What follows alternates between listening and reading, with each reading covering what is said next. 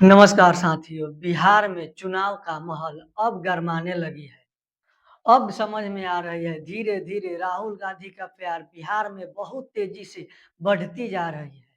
पोल track ने एक सर्वे करवाया था। ये सर्वे नौजवान साथियों से पूछा गया, आपकी पहली पसंद कौन-सा नेता है जो बिहार से बाहर के रहने वाले हो? तो नौजवान साथियों का जवाब सुनकर दंग रह जाएँगे। सर्वे करवाया था, उसमें राहुल गांधी को 47% वोट मिला और मोदी जी को सिर्फ 39% ही वोट मिलकर अटक गए। यानी बिहार के नौजवान साथियों के दिल में बैठ चुके हैं राहुल गांधी। ये अपने आप में बीजेपी के लिए यानी भारतीय जनता पार्टी के लिए बहुत चिंताजनक बात है, क्योंकि नौजवान साथियों के बीच में मोदी जी के लिए यानी हमारे प्रधानमंत्री के लिए लोकप्रियता हमेशा बनी रहती थी। और जिस तरह से राहुल गांधी बिहार में अपने छाप छोड़ी है और वोट चोर का मुद्दा बनाया है। चुनाव आयोग ऐसी पलटी मार रही है जैसे नीतीश कुमार पलटी मारते हैं। चुनाव आयोग ने कहा नहीं ये तो अफवाह है। फिर अगले 4 दिन के बाद चुनाव आयोग ने तुरंत अपने ट्विटर पर ट्वीट किया, यानी बोला कि नहीं नहीं इसका इसका अलग से जांच होगा, इसका ई जांच होगा, जो आपके आधार कार्ड द्वारा जांच कराया जाएगा। जैसे आधार कार्ड पे ना किसी का मोबाइल नंबर है ना कुछ। जैसे चुनाव आयोग ऐसी पलटी मार रहे हैं कि धीरे-धीरे साफ पता चल रहा है कि बिहार में वोट चोरी का मुद्दा कोई आम मुद्दा नहीं है, बहुत बड़ा मुद्दा है। इसीलिए राहुल गांधी ने जो वोट चोरी का मुद्दा लगाया, वो एकदम सही मुद्दा है। चोरी का मुद्दा जनता को भी धीरे-धीरे पता चल गई है कि वोट चोरी का मुद्दा कोई आम मुद्दा नहीं है, बहुत बड़ा मुद्दा होना चाहिए। वोट चोरी जिस तरह से हो रही है, उसे रोका जाना चाहिए। आप देख सकते हैं राहुल गांधी ने क्या कहा। जिस तरह से वोटर कार्ड से नाम कटा जा रहा है, उसके तुरंत 5 मिनट बाद चुनाव आयोग ने क्या कहा? चुनाव आयोग ने कहा, नहीं, नहीं, ऐसा हो ही नहीं सकता है, ये तो अफ़वाह है। उसके बाद 4 दिन बीतता है और चुनाव आयोग बोलता है, नहीं, नहीं, इसका अलग से जाँच होगा, इसका ई-जाँच होगा।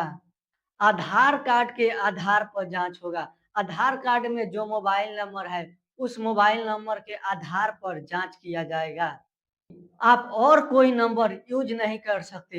ये सीधे-सीधे बता रही है कि वोट चोरी चल रही थी और चुनाव आयोग उसको रोकने की कोई कोशिश नहीं कर रही थी।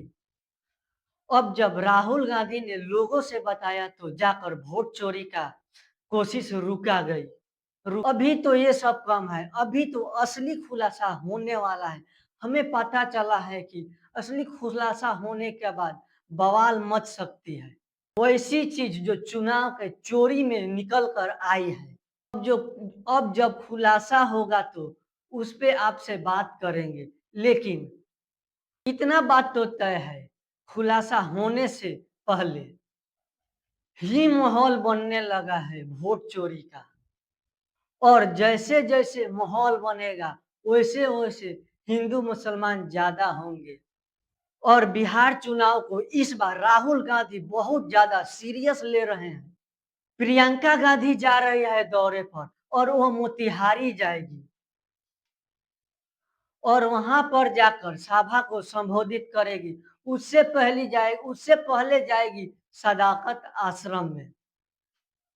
सदाकत आश्रम में आप जानते हैं, वहां पर सीडब्ल्यूसी की मीटिंग की गई थी और बहुत समय की बाद वहां पर मीटिंग की गई थी। ये इसलिए भी जरूरी है क्योंकि जो झूठा आरोप लगाया गया था राहुल गांधी पे, आरोप ये लगाया गया था कि राहुल गांधी के सभा से गाली दी गई थी मोदी जी की मां को। वह गाली किसने दी कोई नहीं जानता।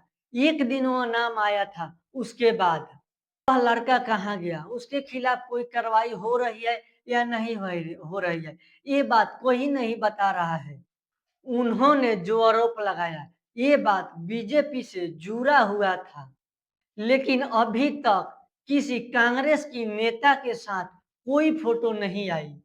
इसके बाद ये जो आश्रम है सदाकत आश्रम, वो हमारे देश के लड़ाई से जुड़ा हुआ है। इसमें डॉक्टर राजेंद्र प्रसाद रहते थे और महात्मा गांधी वहां पर रहते थे और जाकर कहीं से घूम कर जाकर रहते थे। उस आश्रम पर बीजेपी के लोग यानी भारतीय जनता पार्टी के लोग जाकर तोड़-फोड़ की थी। वहाँ पर जाकर तोड़-फोड़ किया था, इसीलिए आश्रम भी थोड़ा बड़ा मुद्दा बन गया है।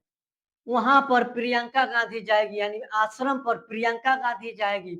वहाँ पर बताया जा रहा है कि 2000 महिलाओं के साथ बैठकर वो बातचीत करेगी और उनका दुख-सुख जानेगी। क्या ज़रूरत है, क्या नहीं ज़रूरत है, क्या लगेगा वो सब जानेगी। उसके बाद जब सरकार बनेगी कांग्रेस की तो सब सुविधा दिया जाएगा। Thank you. वीडियो अच्छा लगे तो चैनल को सब्सक्राइब मत